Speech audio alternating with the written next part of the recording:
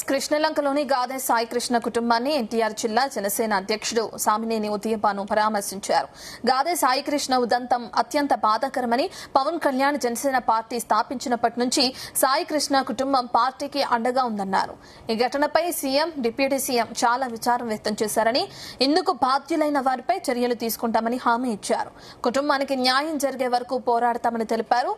ఖచ్చితంగా చట్ట ప్రకారం బాధ్యులపై కఠిన చర్యలు తీసుకుంటామన్నారు. శవ రాజకీయాలు చేయటం మొదటి నుంచి వైసీపీకి అలవాటేనని విమర్శించారు.